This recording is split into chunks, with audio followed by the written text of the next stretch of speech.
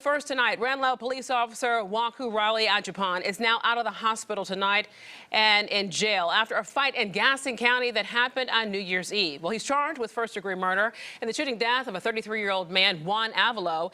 And Agyapon was off duty at the time, according to authorities, and had only been with the department for about 4 months.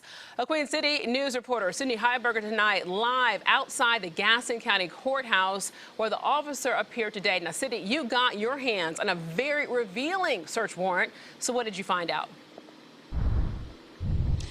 Yeah, Alicia, that search warrant told us what led up to this fight between Juan Avalo and Officer Riley. And it actually turns out that that fight started over Avalo's significant others.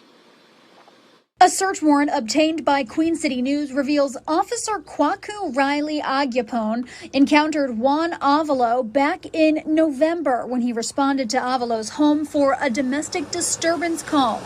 Avalo reportedly traveled to New York shortly after that disturbance and was not served with his arrest warrant. But Gaston County jail records show he was charged with assault by strangulation and assault on a female on December 7th. We certainly did not detect any red flags with Officer Riley's performance over the past 4 months.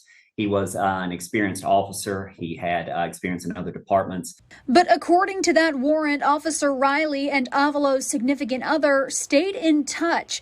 And on New Year's Eve, Avalo reportedly found Riley's number in her phone. The warrant states Avalo contacted Riley and the two arranged to meet up. This was certainly not something that would have that we were able to detect any type of similar behavior pattern. Certainly nothing of this magnitude. Very shocking, very surprising, very, very disappointing. It says, quote, Officer Riley suggested that they meet at the QT gas station to fight, and Avalo replied that Officer Riley knew where he lived. Riley apparently showed up at Avalo's home with a gun in hand.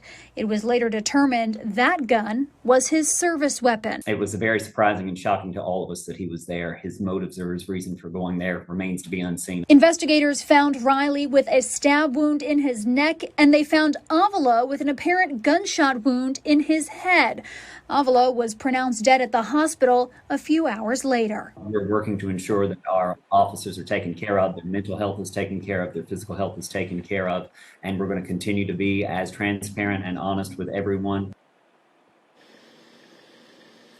Officer Riley had his first court appearance here today and then was taken to the Cleveland County Jail, where he is now sitting without bond. I also asked the Ranlo town attorney why this was not considered a self-defense case, and he said that that determination was made by the district attorney's office and the State Bureau of Investigation fairly early on in this investigation.